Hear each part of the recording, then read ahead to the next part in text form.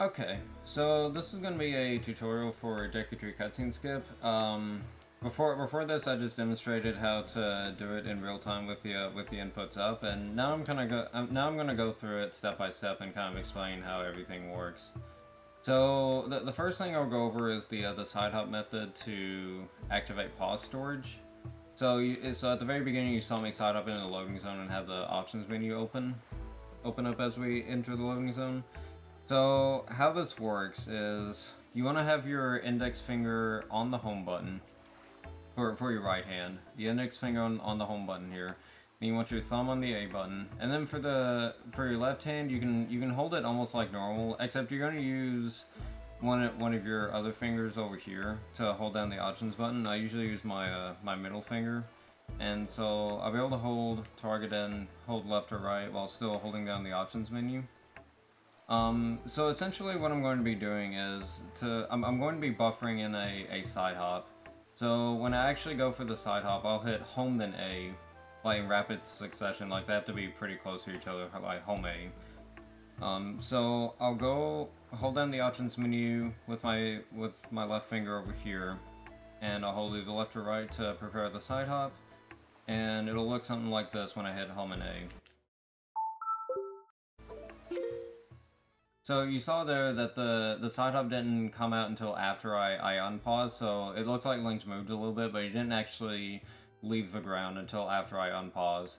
When you see that, and of course the options menu opening as well, when you see that, that means you got it right. There are two ways that you can mess this up though. If you see this happen, where you don't leave the ground and don't side hop, that means you hit A too late after the home press. Whoops. If you see him leave the ground before the home menu comes up, that means you hit A too early, and that won't work either, because the options menu won't have a chance to come up. So that's how that works. So with that in mind, I'm gonna go through the entire Forest Haven segment. With the pause storage not active, so you can see exactly what's going on in the background. Also, one thing to note about this song is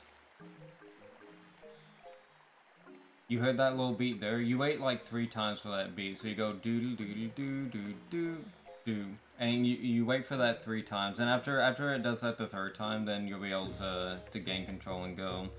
So once you do gain control, you want to hold upright and do 2 rolls.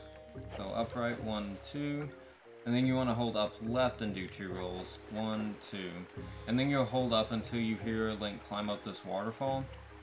Now you'll also be able to tell when you're at the waterfall, because when you're under this waterfall like this, the Pro Controller will vibrate slightly. So once you hear Link climb the waterfall, then you want to hold up left and roll 7 times. So 1, 2, 3, 4, 5, 6, 7, and then hold up until you hear Link climb this. And so now you want to hold target to do a side hop to the left, and you want to hit D-pad down twice.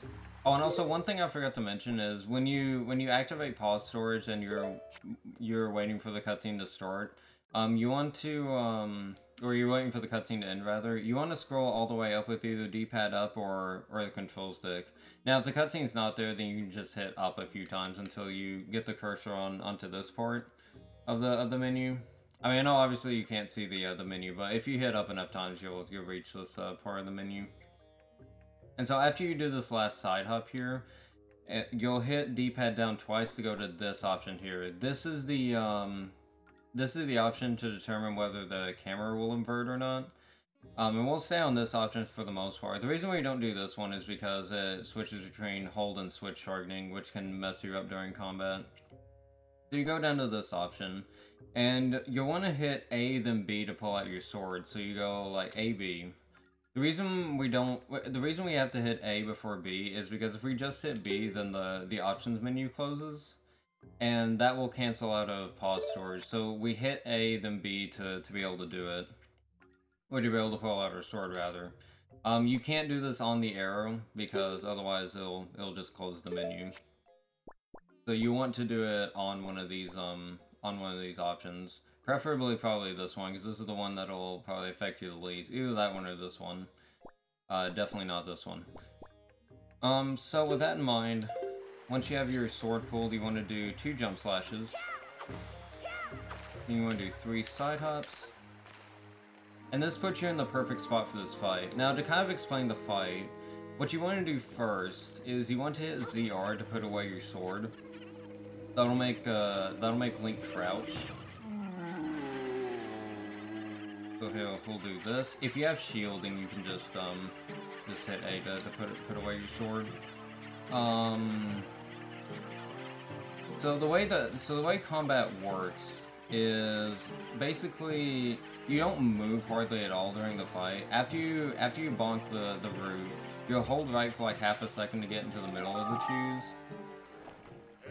And then you'll basically do one move. So when your sword is sheathed like this, you want to hit A and then target and B at the same time. So A then target and B, just like this. And you can hold down B to charge a spin attack as well. Long story short, when your sword is put away and you do this, you'll consistently be able to swing your sword and also be able to do a quick spin without Link being like rolling all over the place or jump slashing and getting yourself lost or hitting the air. This is the best combat option to keep your menu open and also gives you a wide range to hit the choose. So before I start the fight, what you want to wait for when the fight's actually going is you want to wait for one of the red choose to hit you first. When you hear Link get hit, then you do the sword swing and then charge up your spin attack. And when you hear them go to attack you again, then you release the spin attack. And if you didn't kill them all yet, then you can just hit ZR and go to do it again, and wait for them to attack you again, so that you know that they're coming towards you. You always want to hit ZR before you do this, so you always have to make sure that the sword is put away. Now, if for some reason the fight goes on long enough to where the choose go back onto the Deku Tree, the camera automatically goes back into the camera automatically faces towards the Deku Tree. So all you have to do is just roll forward until you bonk into the tree, and then you can like maybe turn around and target and go for the choose there. So that's essentially how the fight works. So it'll look something like this. Hold to the right for half a second. Do the swing. Attack you. Then get all of them. Listen for them to attack you. Like, pretend I can't see her, obviously. I hit you, I release spin attack, and the cutscene starts. And then from here, I hit D-pad down twice to go from the option that we were at before, and then I'll hit A to swap to gamepad mode, because like from there it goes to the gamepad swap option. And then on the gamepad, you want to hit D-pad up to go from options to save, because you can't actually use the touchscreen. And then you'll hit A to hit save, and then you can also use the touchscreen for the save option. Then you save your game and exit, and the cutscene is skipped. Yeah, I think that's about it for everything. So hopefully this helps out. Thank you for watching and good luck.